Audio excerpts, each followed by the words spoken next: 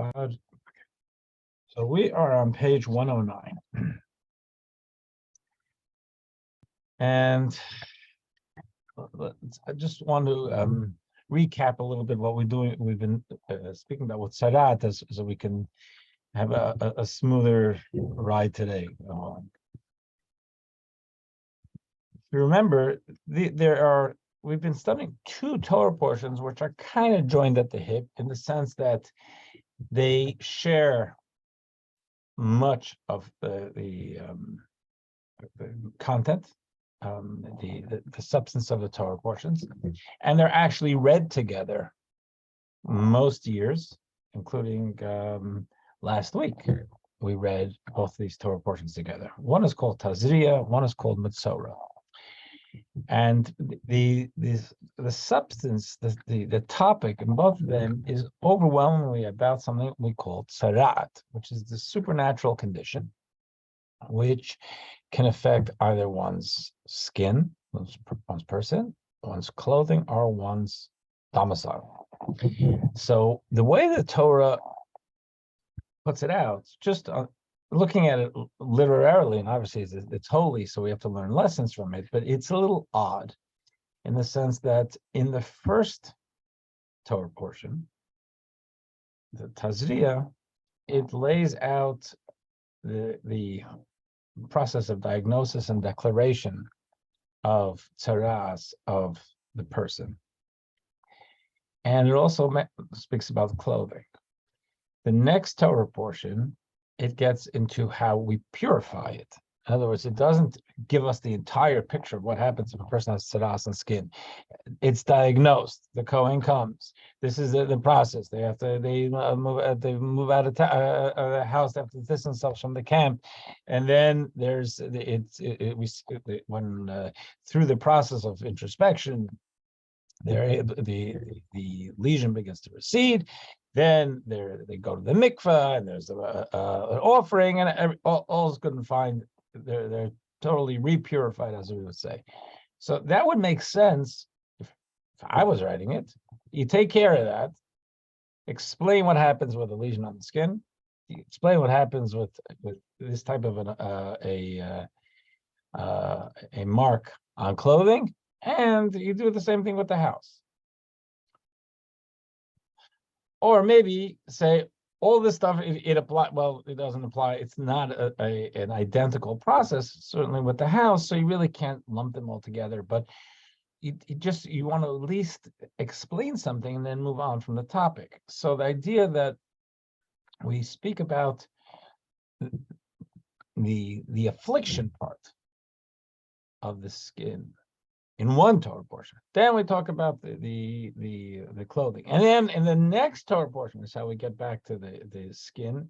It's a little odd in the reading; it's a little disjointed, and then what's kind of compounds it is that after we speak about the affliction on the skin and then the clothing, then we go to the house, and there everything does come together. So we're gonna get up to talking about that in one of the notes, but I just want to frame it a little bit because now we got into the house. So the house in and of itself is it's its own topic. And maybe that's part of the reason the Torah makes its own topic, in the sense that, first of all, it is very much that it is very much that just like with, I'm going to shut something here because it just distracted me. Sorry. Okay. Just like when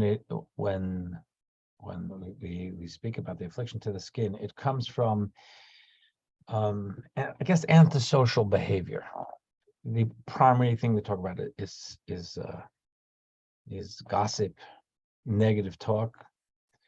There are other attitudinal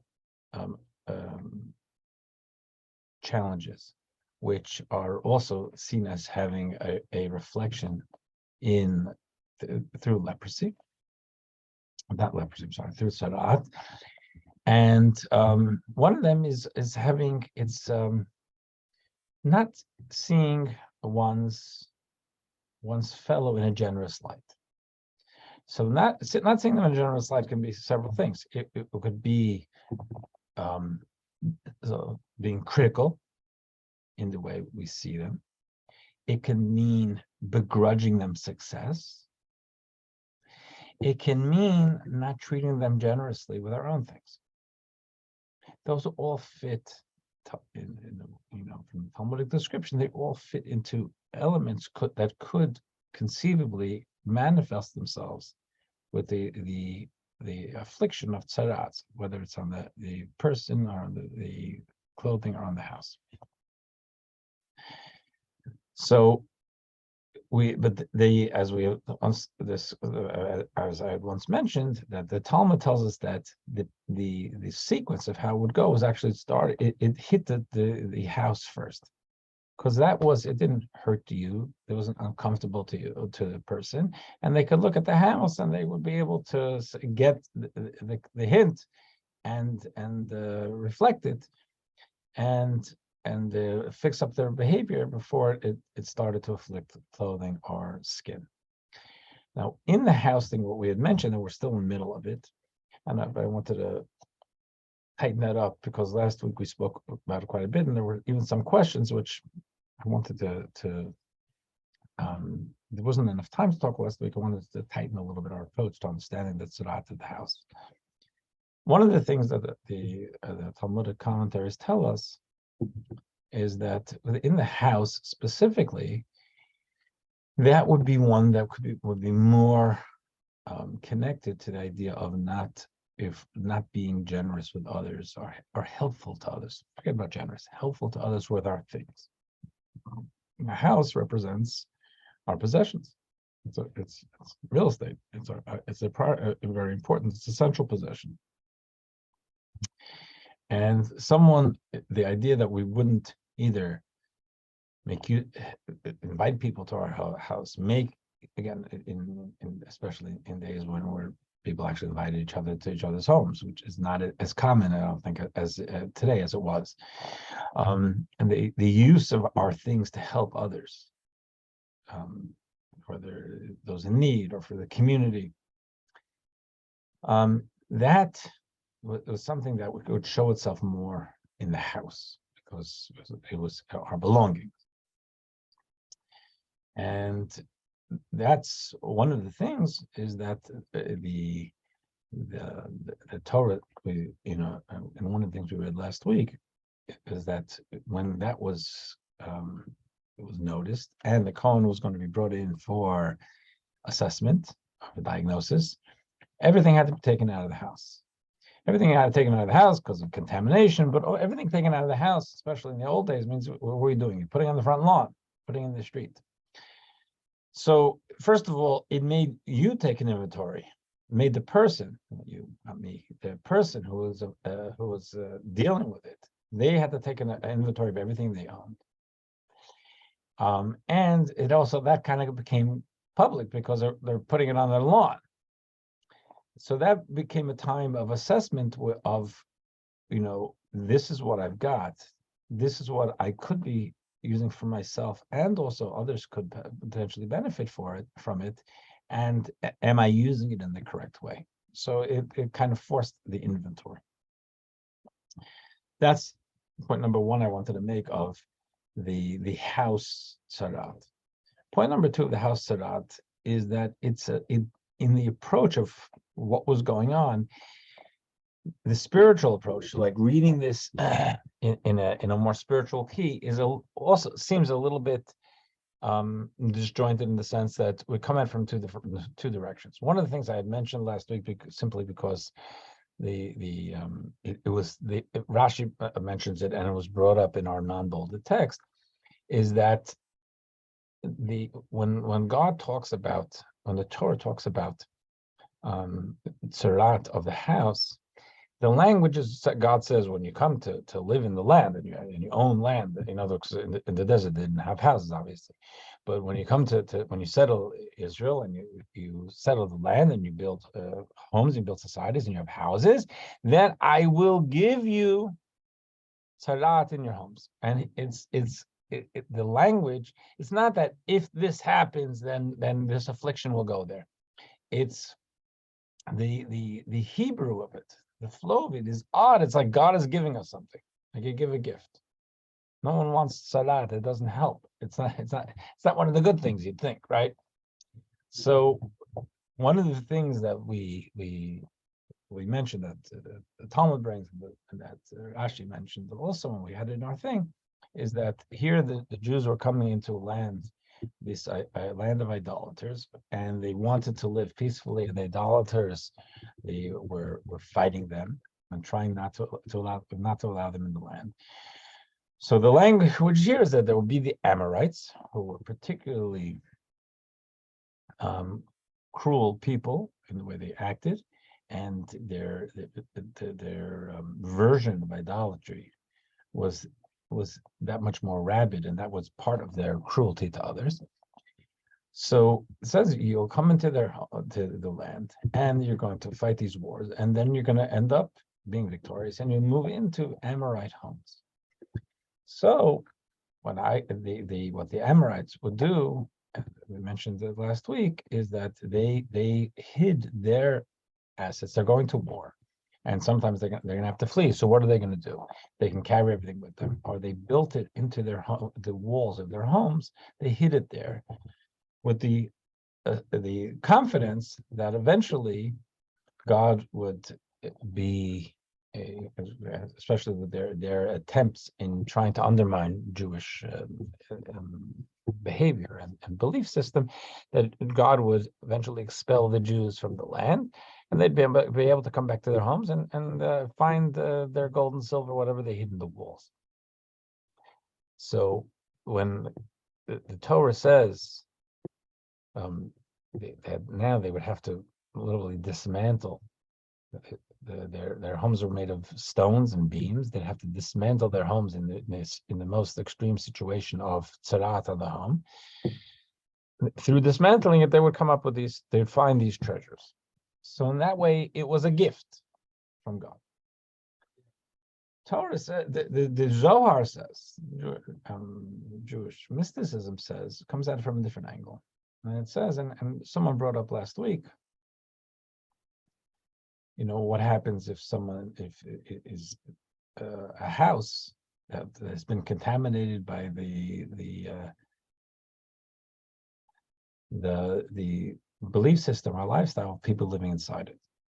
And I had said that in practice of Jewish law, we don't we're not afraid to buy John Gotti's house or a house of someone who lived immorally. We put up a mezuzah and we bring in our own spirituality and we change the spirit of it. I didn't want to get into exceptions to that, but the Zohar does say that even though that was the case, so people, when the Jews came over they took over Amorite homes, they moved in. Again, they put up a mezuzah, they started living morally, and that was fine. So there were some homes where the Amorite corruption was so deep that the only way forward was to actually dismantle the home and rebuild it, because one of the things the Torah tells us is that they had to bring new materials. Why'd you have to bring new materials? Dismantle, let it go away, and then you can use the stones are still work. You have to just scrape off the plaster, and then you might be able to use the beams if you take it apart properly, carefully. But we needed new materials, and what the Zohar says is because there was a contaminated spirit within the home from the Amorites. And again, not all the Amorites. This was a small minority of the homes were afflicted by tzarat. But some of them had it so severe, and there's no way we could have known, that God gave us the gift of showing us which ones through the tzarat and be able to dismantle. So Mendy, yeah. Sorry, you're saying that some of the houses got to rot not based on the current occupants' behavior, but because they needed to cleanse the house, and that was the only way God could convey it. That's what the Zohar says. So did they still feel bad, like they thought it was their fault that they were doing something wrong, or that needed to improve? Right. So this is the balance that's difficult with Sarat, because we've encountered this a few times, I believe, that on the one hand we say Sarat, it's because of your behavior, buck up and live better, you're not going to have Sarat. At the same time, at the very introduction to Sarat, the Torah uses a language that, because there are 4 different terms for a human being, Adam, Ish, Gever, Enosh, 4 different terms that are used, and they reflect to people different levels of their own spiritual evolution, spiritual propriety and elevation, and it uses Adam, which is the highest. And we discussed this, and this is found Talmudically, but it's played up more in the spiritual books, and certainly in the Hasidic ones, that you're talking about a person of actually high level spirituality who has a flaw. They've got a deficiency, but these are not people who lead corrupt lives and spend their days talking negatively about people and so on. So this is it's here. It would seem that somebody in specific cases, people inhabited Amorite homes where the corruption was so strong that they're living a holy life with the mezuzah and the Shabbos candles and all of that wasn't enough to dispel it. And they, even though they're living good lives, they had enough of a deficiency to trigger Tzaraat. So this was a way that God signaled to them to dismantle the house in order and rebuild it, because it was an irredeemable house. Now, I understood you corrected where you were going, but that means that they themselves must have done something to trigger it. Yet it doesn't mean that there were people you and I would look at as being such as people who are anything less than really leading good lives. But even people who lead good lives have room to improve, and that's why it seems from some of the Sarat sources that this specifically afflicted people who had generally very praiseworthy lives, and that's why this deficiency showed up as in such, whatever they had in such a stark contrast, and that's where they had Sarat. So someone who had Sarat was going to be someone who generally led a very good life, including whether it was the house or the skin or the clothing. So, but here too, it's something. So one is about, those are 2 different tracks of thinking. One is that there's a treasure there, and that God is helping us discover. One is it's just so the house is corrupt and beyond redemption. So that balance is also something to bear in mind, and I think we're gonna come up on this a bit now. And one of the things is just in general to bear in mind is that and I guess it's what we're talking about now. The idea of this affliction was meant to bring to bring good. There's our most what's seen as our most ancient Kabbalistic book is called Sefer Yetzirah, and there it says it points out that the word for affliction, nega, which is in Hebrew here, is made up of 3 letters, nun gimel ayin, and those 3 letters, Sefer Yetzirah points out, also form the word oneg, which means pleasure. It's like when we talk about the Shabbat pleasure that God feels derives from our lives, and that we're supposed to tap into, and we can't tap into on the Shabbat. Shabbos, it's called Shabbat oneg Shabbat. So that's considered a very deep drive.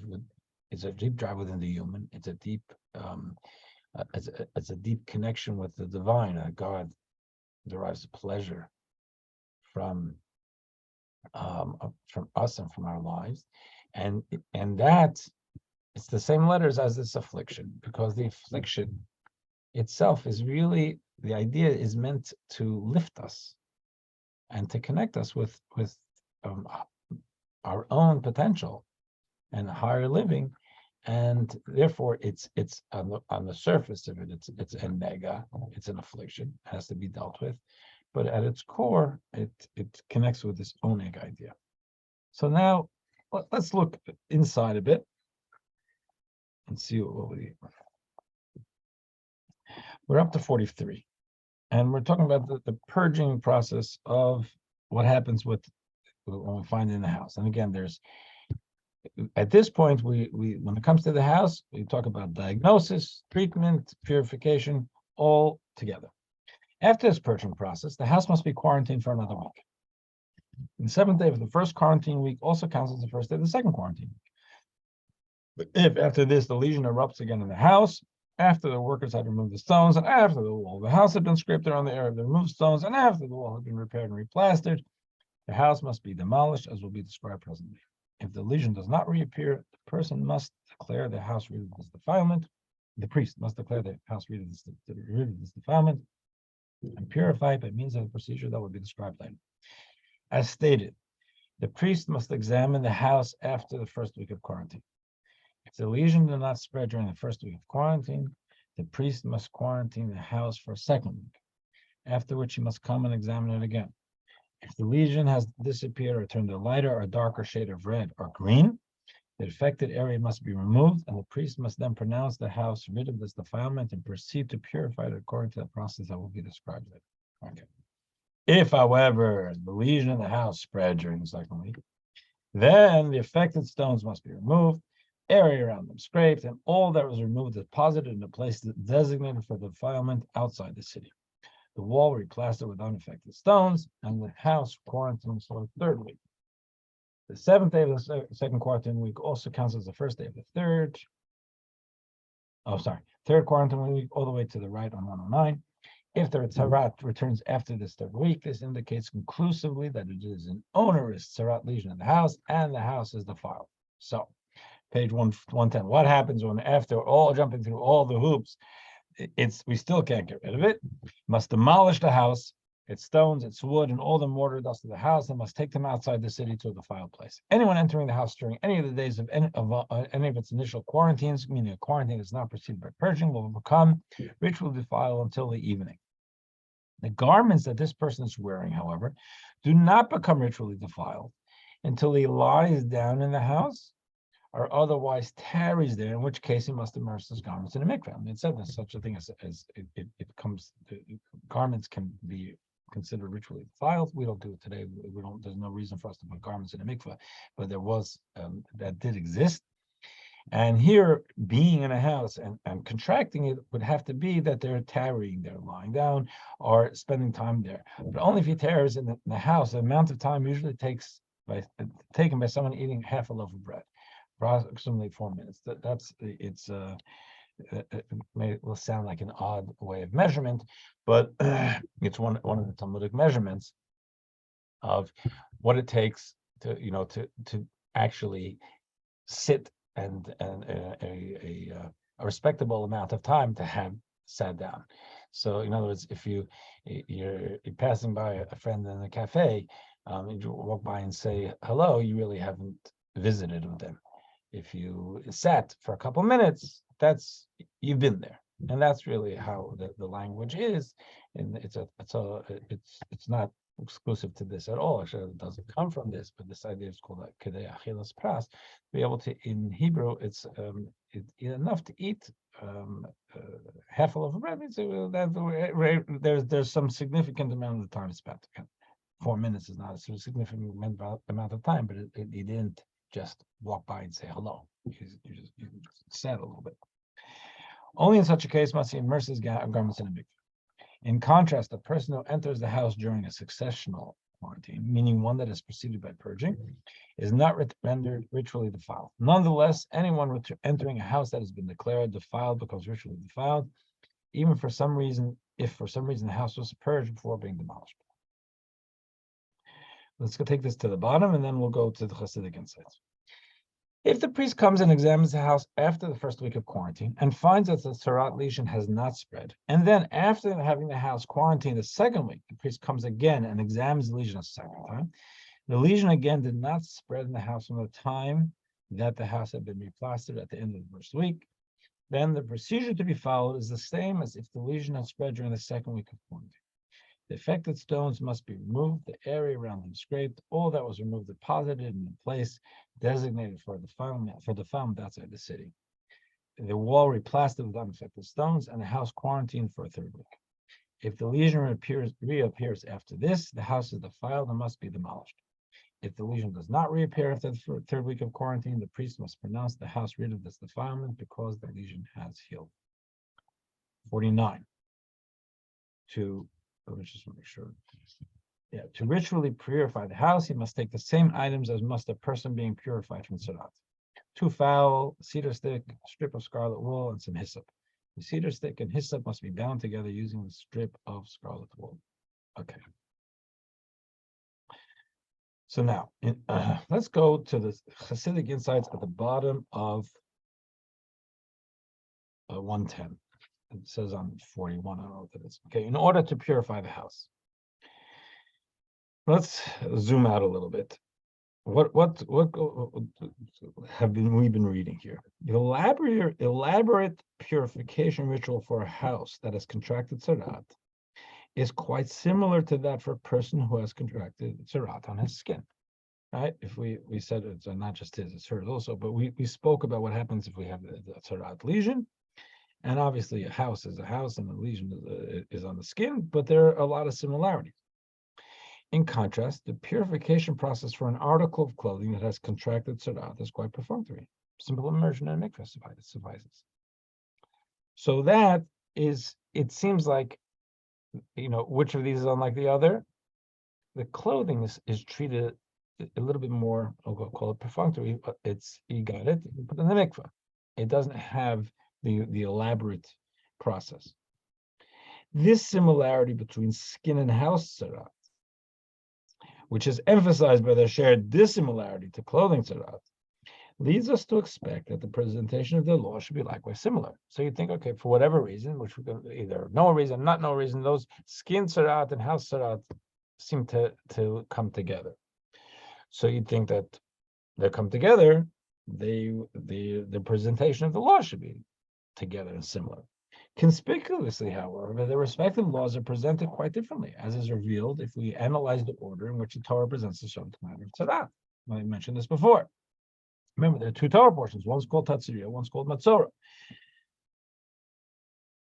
In Tazriya, well, first thing we're told is, the very beginning is that a woman has a baby, and we spoke about the flow. But then we jumped right into tzaraat. The first thing we got into is the diagnostic process for tzaraat on the skin. This person, an evolved person, shows up with a lesion shows up, and we say, how do you diagnose it? What is considered a problem? And who diagnoses it? The Kohen and so on. The diagnostic process, the next is the diagnostic process for tzaraat on clothing and its purification. Then we got into that, to the clothing. That was also in Tazriya the first. The second Torah portion, Matzorah, we go into a different topic, which is the purification process for tzaraat on the skin. So there we go into, we dealt first with the affliction and the diagnosis, now with the purification. That's in the next Torah portion. And then we go into the diagnosis process for tzaraat on homes and its purification. And we get everything together, bundled together on about tzaraat of the home. And this is what I mentioned before. So, looking at it, if that's the way the sketch is, we see that the rules for the diagnosis and purification of tzaraat on the skin are not only separated into discontinuous sections, but appear in 2 separate parshas. Whereas the rules for tzaraat on homes are given together in one sequence, similar to the rules of tzaraat on clothing. So, when it came to diagnosis and purification, we said they're into they're on the skin, they're in two, not only not concurrent, one leading into the other, but they're in two totally separate parshas. The rules on Tzarat are given together, similar to the rules on Tzarat and clothing, which are given together simply because the rules of application are not complex enough to warrant being given separately. So the clothing was kind of more of a simple thing, so everything came together, but there was not much they can bring together.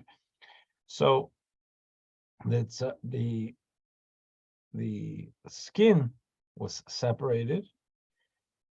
The clothing it's hard to say what it was, because there's not much to say, but it is mentioned in that first Torah portion. And now we have the house, everything put together. So why is this? For this odd structuring of the information. The reason for this dichotomy is that, as we have seen, the home being the most external of the three venues for Tzarat, skin, clothing, and home, is the physical correlate of the Yechida, aspect of the soul most removed from our norm of consciousness. Okay. So here's an idea which we did mention last week. They don't explain it well, maybe because it's hard to find words to explain it. It is hard. It is not easy to explain. But I want to see if we can lead us so we can understand it within ourselves. If you think about, there's our conscious, and here we're speaking, and I'm speaking. You're hearing, hopefully, and you'll ask, and I'll hear, and I'm operating. That's our normal operating level of how we're interacting with the world around us. There's a lot in any of us that's going on behind the scenes, which is not conscious right now, but where there's a lot more to our personalities than what we're bringing to the table in a specific conversation. This happens to be one of maybe a little bit greater depth and takes a little bit more investment, but certainly we're just talking to someone about the weather, where we're just feeling and putting to use the tip of the iceberg of our personality. We have different parts. There's the conscious and the subconscious. Even in the conscious, there are going to be different levels, and in the subconscious, we really can't even know. So, at a soul level, we talk about actually 5 different levels of soul, and the soul presence is at different levels. There's the one that's more the vegetative. It's the I'm having a candy bar now, and that's my soul. It's me. I'm acting, and I'm watching a movie, whatever. It's not, doesn't take that much engagement, or it could even be mind-numbing stuff sometimes. So, but we are alive and we are engaging, and that's what we're going to call at a more vegetative level. I was going to say when we're asleep, but when we're asleep, actually, the dreams are from a different angle. But just plain old vegetative life. Then there's the more emotional, which that's when we're engaged. So when you feel something and you're emotional about something, you're in gear. Then there's something that we talk about, the deeper thought and conscious and vision and higher consciousness. That's a higher level of soul, which is called neshama. That level is called neshama. That's the emotional one's called ruach. And then there's 2 different levels of soul, which we say are not really part of our normal consciousness. They're part of our soul, but the way they're described is that they're actually outside the body. What does it mean outside the body? It doesn't mean spatially. It means that they're not part of our normal operating system. Faith is something which is when you believe something. Let's talk believing in God. It can be very real to us, but it's not. If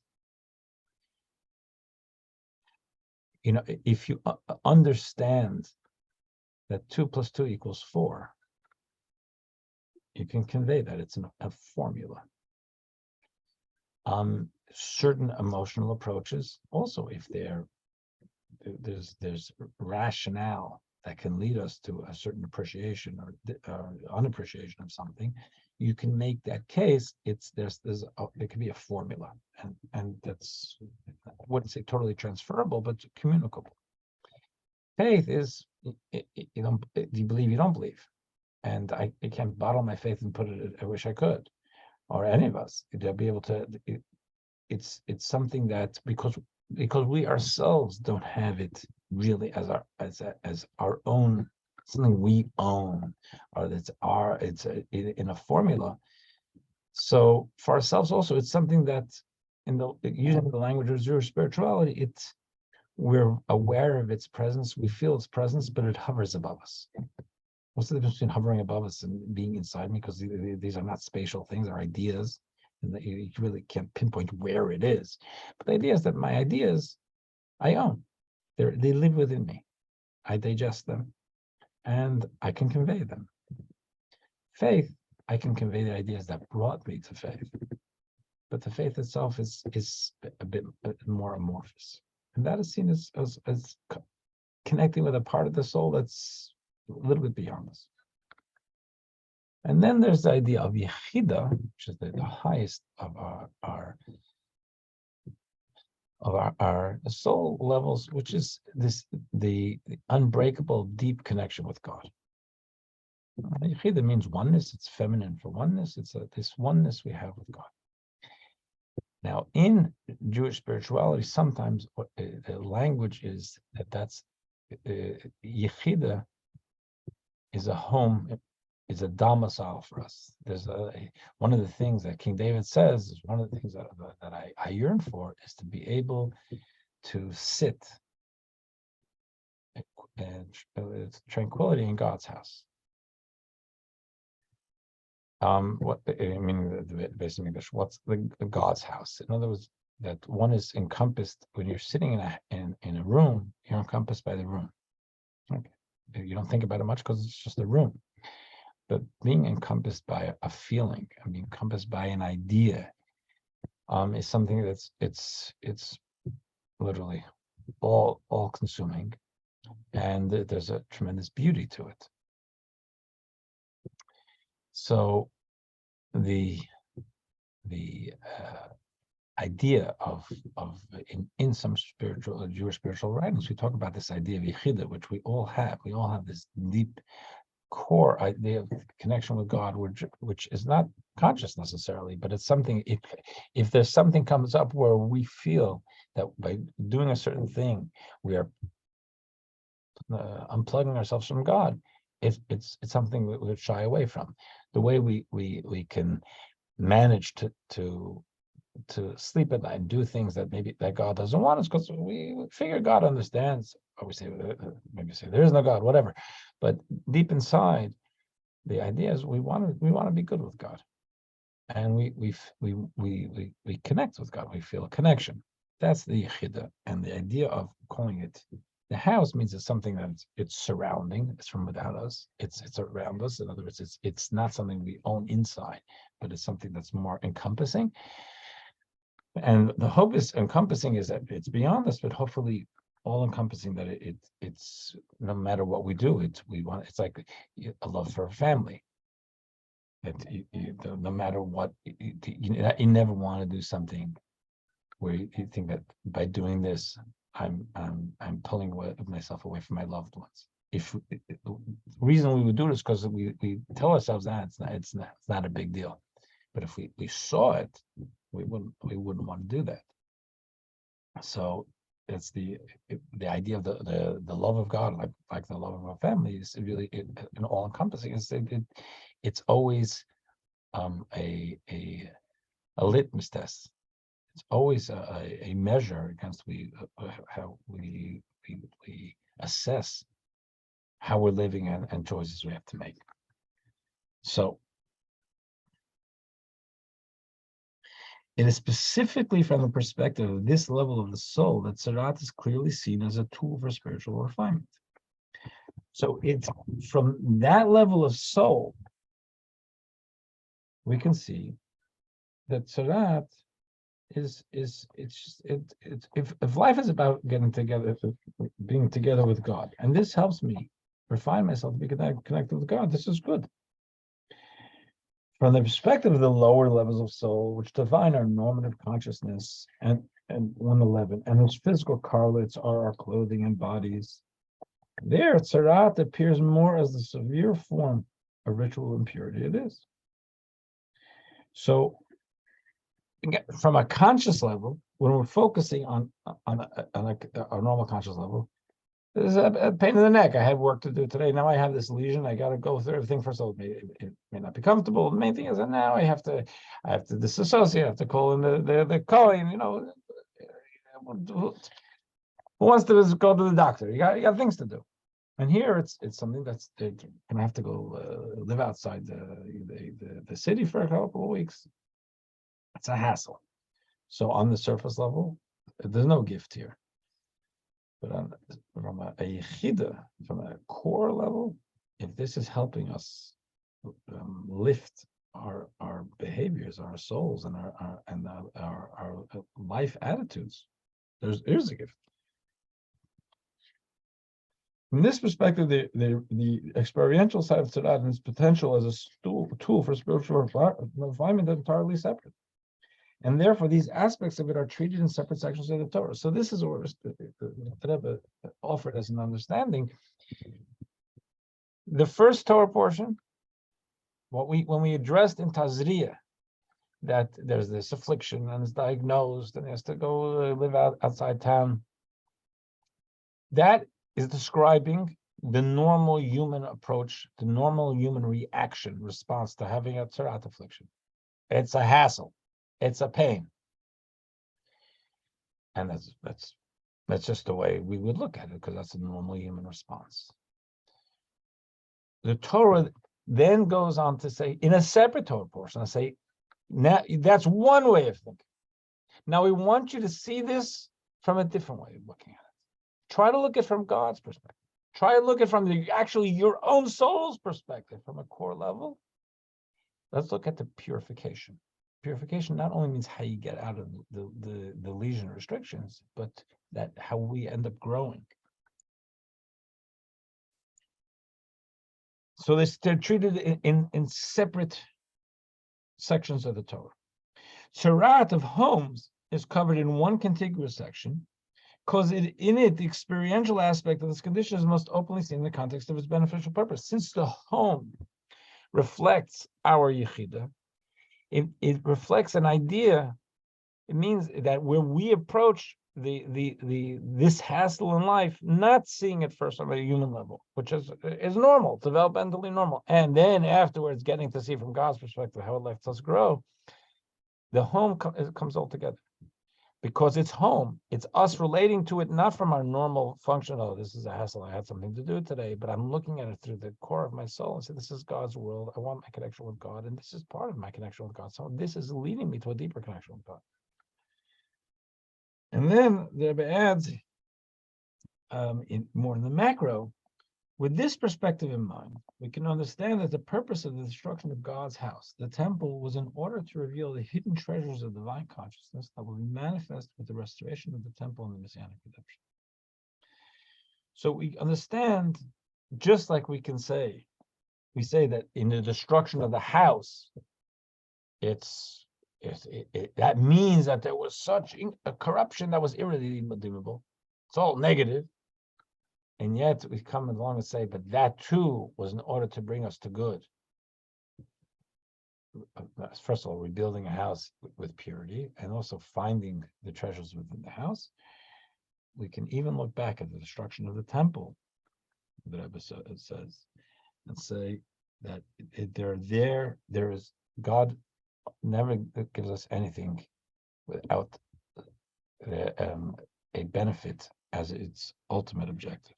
And even the destruction of God's house, the temple, is in order to reveal the hidden treasures of divine consciousness that will manifest with the restoration of the temple and Messianic redemption. That this Can you, whole sorry. Yeah. Good. Can you elaborate on that a little bit more? Because Which part? the idea of the destruction of the temple as revealing hidden treasures of divine consciousness, because Yeah, so can you elaborate on that? Because there was such a revelation of divine consciousness in the temple. And yeah, so I just, So let's look at it as it's a very central question, a great question. So let's look at it, move away from the temple for a second. God gave Moses tablets with 10 commandments and taught him the Torah over 40 days. He came down, he saw them worshiping the golden calf, he broke the tablets. Right? We've been through this a number of times. The Jews recognized the error of their ways. They asked for forgiveness. They restored their relationship with God, and God gave them the second tablets. We're told that those are two different types of tablets, very different. The first tablet, the way that the Talmud describes it, and there's only so much we can understand of it. The way they say the first tablets, in other words, the first approach to Torah would have been a much smaller Torah. Why would it be a smaller Torah? Because it would have been much more understandable on its face, with much less necessity of trying to find explanation and mining its depth, because the depth would be readily apparent. There would be less need for additional legislations, because we'd all be living in a way that's where we're connected with the Torah. The Torah is so pristine, and we're living pristinely. So it would be a much smaller Torah. That's what the Talmud says. And it would be cleaner, pristine, seamless. But the second tablets, the Torah we got, is just the beginning. Opening up our Torah scroll only barely gives you a thumbnail. It says holy, it's God's, but it barely gives you a thumbnail of Jewish life. And that, until today, we are still expounding and revealing and mining and struggling in bringing out new levels of understanding of Torah. So, from one perspective, said, what a tragedy! What a tragedy that Moses had to break the first tablets. Life would have been so much simpler. Torah would have been so much simpler. It would have been so much purer. It would have been without it would have been coming from God. Not that I'm telling you what this rabbi said, which was later explained by another rabbi, and we're coming together something. We don't need all these human conduits. We got it straight from God. That's one way of looking at it. Another way of looking at it is the Torah we have now is a partnership between God and humanity. And that's the way the Torah sees it. The Talmud describes it. Is that God gives us the seeds, but we grow it and we develop it, all in conjunction with the divine parameters. But the Torah that we're studying now is over thousands of years of extracting meaning and insight, humans extracting inspired the insight into Torah, which on its face, we're not going to understand it that well, especially this. So which is better? There's an advantage. You could say that, we wish that Moses hadn't had to break the first tablets. We do wish that. But in a way, again, looking at it through Talmudic eyes, it had to happen. Because history wasn't just supposed to be about us basking in God's light. It was about us being co-creators, God's partners in perfecting the world and in unpacking the Torah. So in that sense, we are revealing deeper levels of Torah. There's a quote in the Talmud, quoting God, so to speak, but there isn't a position that God said this, but the Talmud says that God says that the words of Torah students are more precious to me than the wine of Torah. In other words, of the fundamental Torah scroll. There's a tremendous beauty in that, and I think that this is the same thing. We're saying that, since the destruction of the temple, we've been through a lot. We've been through a lot, and that's, a lot of pain that no one's going to justify. We've also done tremendous things. The Talmud was created. The Talmud was amplified. The Torah communities that grew up all over. Take a look at the timeline that's up now in the shul. You see, when Malki and I would work on each piece, say it's always the same thing. It's a time of, not always, but most of the time, it's the same thing. A time of terrible persecution and a time of tremendous growth in Torah study. The two went together. Why? It shouldn't have to be. That's God's business, and I have to explain that to us one day. But they did go together, and so post-temple, the Torah flourished, and that means our consciousness flourished. And when Mashiach comes, we'll really be able to see the consciousness and the flourishing of the consciousness.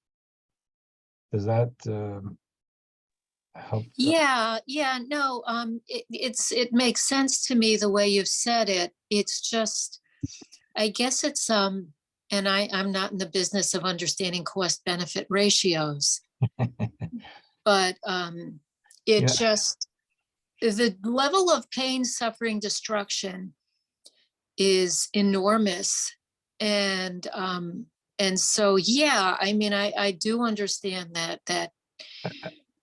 I think the Rebbe struggled with that every day, saying, and he did it vocally, saying to God, enough of this already. Whatever you wanted to accomplish, you accomplished.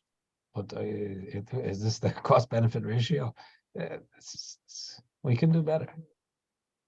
Now, he wasn't blaspheming God. What he was saying, it's time for Mashiach already. Because we're not going to explain away and justify the pain, the human pain, just say because of spiritual benefits. Mm-hmm. Yeah, and I guess that was my struggle with that comment. It's a and struggle you're supposed to have. Yeah, I know you've discussed it before, but it's a struggle I keep having because the concept that the temple had to be destroyed, that it was inevitable, it sort of feels like the golden calf, like the sin at, Eden. And, I'm with you. I'm with you. Yeah, but thank you for the explanation. I need it reinforced now and then, so thank you very much. So I'm going to just repeat something you've heard from me before, and we can end it over here.